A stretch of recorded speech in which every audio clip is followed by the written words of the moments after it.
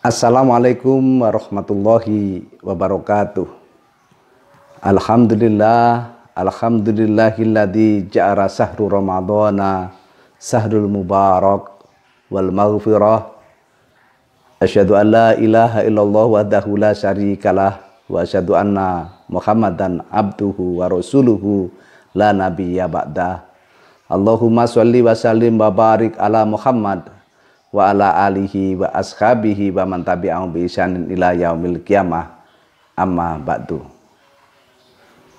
Puji syukur kehadirat Allah Subhanahu wa taala yang telah menjadikan kita orang-orang yang beriman, dan semoga kita akan dijadikan Allah menjadi orang-orang yang bertakwa, dan kita akan dijadikan oleh Allah salah satu barisan untuk masuk surga Allah Subhanahu wa ta'ala.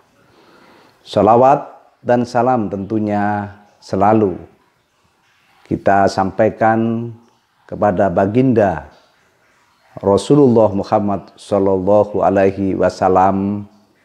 Semoga kita akan senantiasa istiqomah dengan apa yang sudah diteladankan oleh baginda kita, dan kelak kita akan bersama-sama menghadap Allah Subhanahu wa ta'ala di surganya. Amin. Kehidupan seorang sangat bergantung dari akhir usahanya, dan tentunya semua akan menjadi indah dan baik ketika akhir hidupnya adalah dengan penuh kebaikan. Karenanya semua amal ini tentu bukan saja dilihat dari niatnya, tetapi dilihat pula dari cara penyelesaiannya. Rasulullah Shallallahu Alaihi Wasallam bersabda, wa innamal a'malu bil khawatimi, dan sesungguhnya amal itu bergantung dari akhir atau cara mengakhirinya. Kita melihat banyak orang yang ketika melaksanakan seperti di bulan Ramadan ini, di awalnya sangat antusias. Masjid mushola dipenuhi, namun pada tengah-tengah mulai berkurang, bahkan di akhir sangat begitu tampak berkurangnya para jamaah. Ini artinya apa? Orang yang niatnya belum kuat dan tidak dengan istiqomah melakukan ibadah itu, maka kenikmatan belum didapat sehingga tidak bisa mencapai pada garis akhir. Bukankah para pelari akan menjadi pemenang bukan karena dia cepat, bukan karena dia bersemangat, atau bukan karena dia bisa menyalip dari lawan-lawannya, tetapi seorang pelari akan menjadi juara bila dia ada sampai di garis finish yang terdepan dari para peserta lari. Begitu juga permainan sepak bola. Keindahannya bukan bagaimana cara membawa bola mulai dari daerah pertahanannya sampai menuju daerah lawan, bahkan pada garis titik penalti dan di depan gawang lawan. Keindahan itu akan menjadi sirna bila tidak bisa menghasilkan gol. Tetapi kita lihat betapa ada bola itu ditendang di daerahnya sendiri menuju garis lawan tanpa harus bermain cantik menjadikan gol. Dan juga yang terjadi bagaimana seorang penjaga gawang memulai dari depan gawangnya dan menendang bola sampai menuju gawang lawannya dan gol, maka dialah yang menjadi baik di akhir dalam pertandingan itu. Dalam kisah banyak sekali yang dicontohkan, menjadi contoh bagaimana seorang yang awalnya itu baik menjadi buruk. Dan seorang itu dari buruk menjadi baik. Kita ambil kisah Sayyidina Umar bin Khattab. Bagaimana sebelum ia masuk Islam, ia sangat bengis dan tidak pernah ada maaf terhadap lawan yang ada di depannya. Dia pula membunuh anaknya yang perempuan. Tetapi karena doa Rasulullah yang selalu dipanjatkan kepada Allah, di antaranya, ya Allah, berikanlah kemuliaan Islam dengan Umar bin Khattab. Lambat laun Al-Kisah akhirnya Umar bin Khattab masuk Islam dan dijuluki dengan singa padang pasir, orang yang terdepan menjaga Islam, orang yang paling pertama membentengi Rasulullah Shallallahu Alaihi Wasallam. Pada cerita-cerita selanjutnya, ada seorang sahabat di Baghdad yang itu sangat dikagumi oleh Imam Ibnu Hambal pada akhirnya. Tetapi cerita pemuda ini awalnya adalah seorang peminum dan tidak ada hari-harinya tanpa minum. Dia selalu berada di kafe, di bar, di mana ada orang minum, di situ ada dia. Dialah yang bernama Bishr bin Haris. Kisahnya, ketika dalam keadaan mabuk, ia tidak ingat apapun dan terseok-seok jalannya sempoyongan. Di tengah jalan ia menemukan selembar kertas. Entah isinya apa. Dia tidak tahu, tetapi kertas itu memiliki daya tarik bagi dirinya, lalu dikasih wangi-wangian, diciumnya, disimpannya kertas itu. Kebiasaan bermabuk-mabukan tetap dilaksanakan. Tetapi ada seorang syekh sezamannya, di suatu malam ketika ia tidur mimpi bahwa si Basir ini mendapat petunjuk dan panggilan dari Allah Subhanahu wa Ta'ala. Sangat terkejut Syekh ini, karena tidak mungkin dia tidak pernah melakukan kebaikan apapun dan dia suka bermabuk-mabukan. Maka untuk membenarkan, membuktikan kebenaran mimpinya, Syekh ini bangun, ambil wudhu, lanjutkan tidurnya, dan apa yang terjadi? Yang terjadi adalah mimpinya sama, bahwa beliau diminta untuk menemui pemuda yang mabuk-mabukan ini. Dan subhanallah, ketika dia menemui si Haris ini, si Basir ini, lalu berpamitan kepada teman-temannya karena ia mendapat panggilan dari Allah Subhanahu wa Ta'ala. Tidak ada yang mungkin di dunia ini. Dan kisah yang sudah sangat lazim di telinga kita, yang dituturkan ulang oleh Rasulullah Muhammad Sallallahu Alaihi Wasallam, bahwa di zaman Nabi Musa ada seorang raja tega membunuh orang sesukanya, baik tanpa alasan maupun tak beralasan. Singkat cerita, setelah pembunuhan yang ke-99, Orang ini hatinya sangat gelisah, sangat gundah, hidupnya tidak pernah menemui ketenangan, bahkan seakan-akan hantu. 99 orang itu mengerumuni dirinya. Maka untuk menghilangkan keresahan ini, dia mencari orang alim untuk bertaubat kepada Allah Subhanahu wa Ta'ala.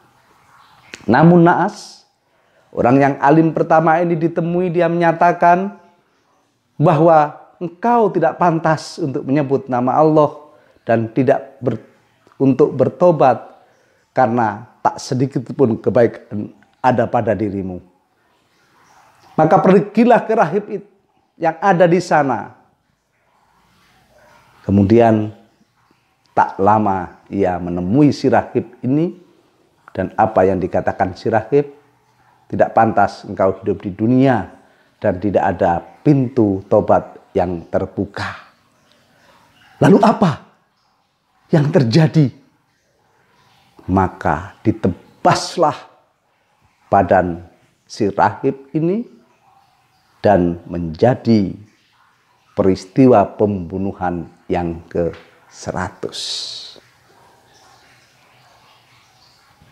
Maka setelah membunuh itu, tidak lagi harus tahu kemana, entah kemana perginya, dan kepada siapa harus bertanya agar taubatnya diterima. Maka ia terus mencari orang yang alim untuk bertaubat dan menjadi saksinya untuk menyatakan 2 kalimat syahadat dan melakukan taubatan nasuha. Di tengah perjalanan mencari orang yang alim, orang ini qadarullah, atas takdir Allah, ia dijemput oleh malaikat pencabut nyawa. Maka malaikat yang kiri menyatakan, ini adalah bagianku, karena di dalam catatanku selama hidupnya kebaikan tak pernah tampak. Kejelekannya sangat banyak dan hampir memenuhi bukuku.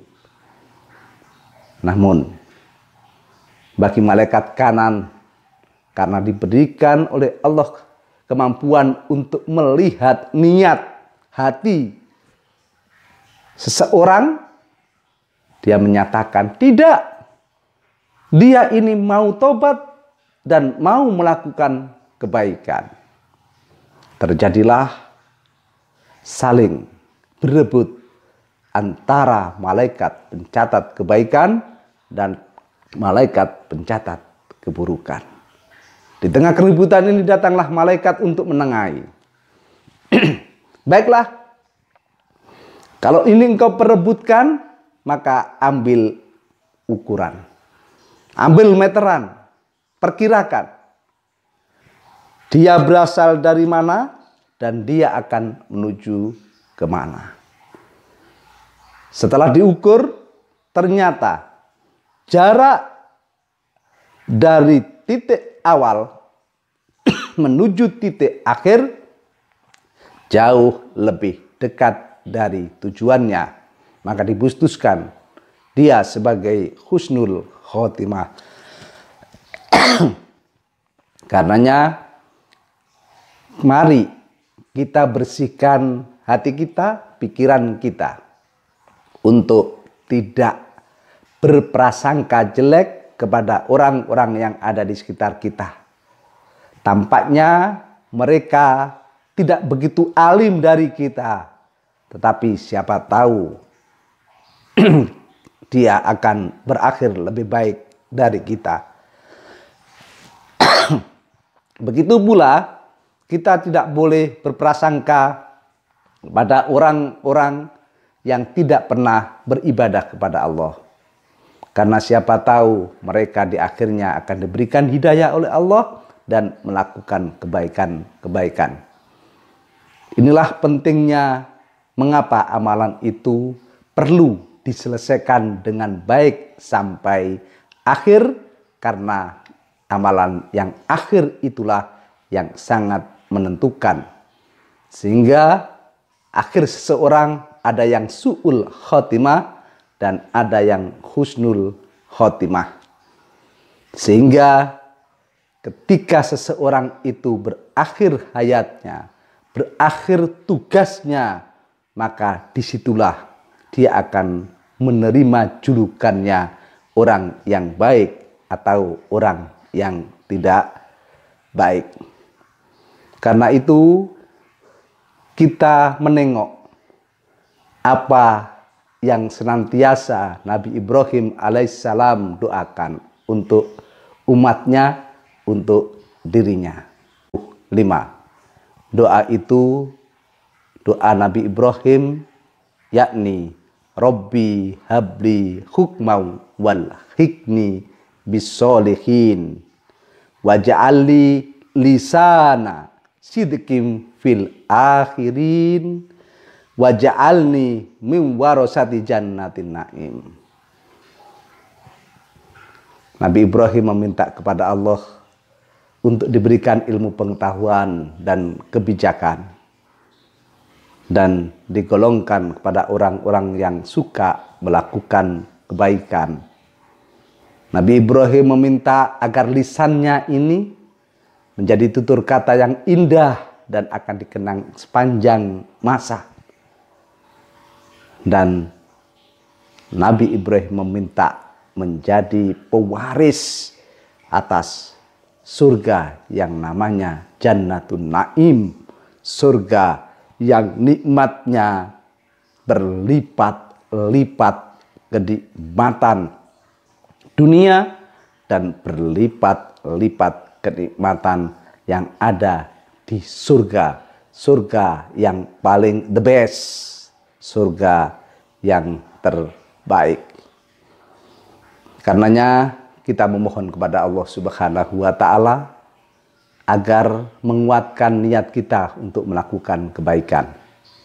Kita memohon kepada Allah Subhanahu wa Ta'ala, bila kesalahan-kesalahan kita lakukan, memohon ampun kepadanya.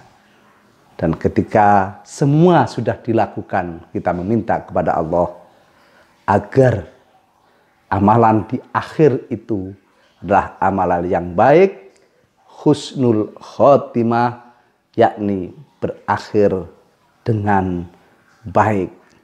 Semoga puasa kita mengantarkan kepada kita menjadi hati yang cenderung kepada Allah Subhanahu wa Ta'ala, laku kita menuju kepada kebaikan yang diciptakan, yang dirindukan oleh Allah Subhanahu wa Ta'ala.